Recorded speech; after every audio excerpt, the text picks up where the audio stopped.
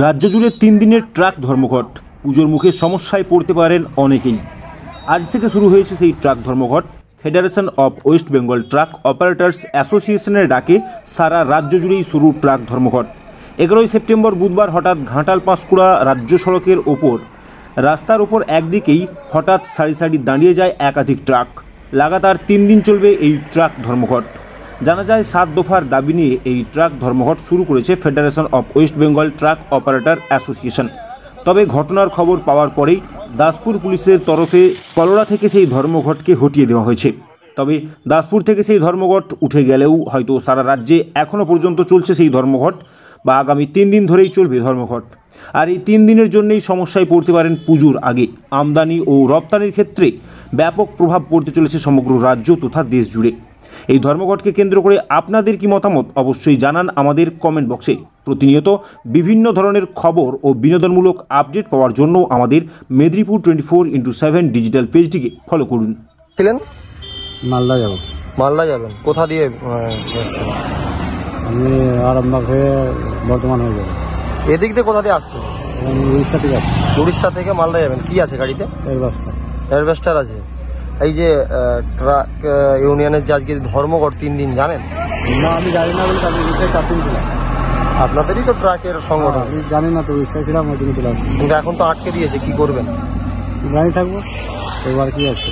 এই যে দাবি, যেগুলো আপনাদের যে দাবিগুলো বলছে, এগুলো জানেন কি দাবি? দাবিগুলো জানি, দাবিগুলো তো মানা দরকার। আপনি কি সমর্থন করছেন? হ্যাঁ, সমর্থন করছি। সমর্থন করছেন, তাহলে এখানে দাঁড়িয়ে থাকবেন যতক্ষণ? দাঁড়িয়ে থাকবো। কি নাম আপনার? রূপক দাস।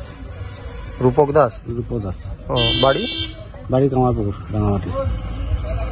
কি জন্য আপনাদের যে ট্রাক ধর্মঘট, এবং দেখা যাচ্ছে যে ট্রাক রাস্তায় দাঁড় করিয়ে দিচ্ছেন, ঠিক আছে, প্রত্যেকটি ট্রাককে, কিন্তু যাত্রীবাহী গাড়ি থেকে প্রাইভেট কার সেগুলো দাঁড় করাচ্ছে না, শুধুমাত্র ট্রাক থেকে দাঁড় করছেন কেন? আমাদের federation of West Bengal truck operator অ্যাসোসিয়েশনের পক্ষ থেকে আগামী 11, 12, 13 সেপ্টেম্বর 72 ঘন্টা ব্যাপী যে ধর্মঘটের ডাক দেওয়া হয়েছিল, আজ তার প্রথম দিন। যাত্রীবাহী গাড়ি এবং প্রাইভেট কার এর আওতার মধ্যে পড়ে না। এনাদেরকে যাওয়ার জন্য আমরা সুবন্দোবস্ত করে দিচ্ছি, এদের দিকে আমাদের কোনো অসুবিধা নেই।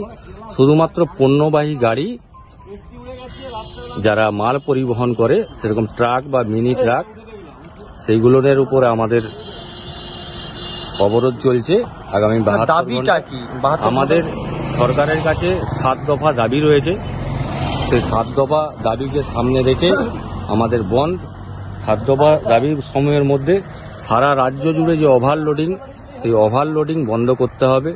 সরকারের যে নির্দিষ্ট রুল, যে যার পাসিং মাল বহন করবে, ওভারলোডিং গাড়ি কোনোভাবেই চলতে দেওয়া যাবে না।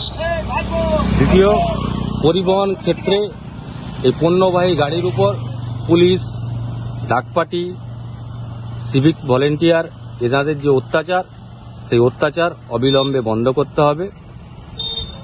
বিভিন্ন বেসরকারি যে কাঁটাগুলি রয়েছে, সেই কাঁটাগুলির যে দুর্নীতি, সেই দুর্নীতি বন্ধ করতে হবে।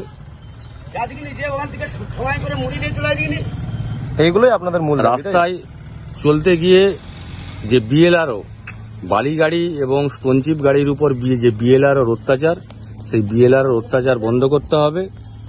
এমভিআই বা এআরটিও ওভারলোডিং গাড়ি দেখলেও কিছু অজ্ঞাত কারণে দিনের পর দিন ওভারলোড গাড়ি চলে যাচ্ছে, ওনারা দেখতে পান না।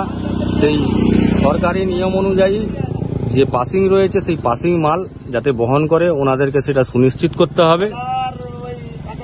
15 বছরের গাড়ি যে বাতিল, সেই বাতিলটাকে পরিবর্তন করে সেটাকে এক্সটেনশন করে 20 বছর করতে হবে।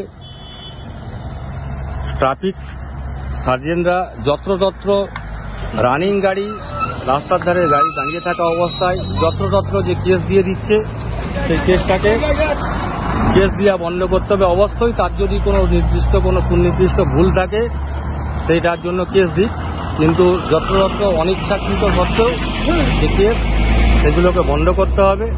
আন্তর্জাতিক ক্ষেত্রে যে সমস্ত আমাদের ট্রাক ড্রাইভার ভাইয়েরা বাংলাদেশ গাড়ি যাচ্ছে, সেখানে বাংলাদেশের জনগণের যে অত্যাচার, সেই অত্যাচারকে বন্ধ করতে হবে।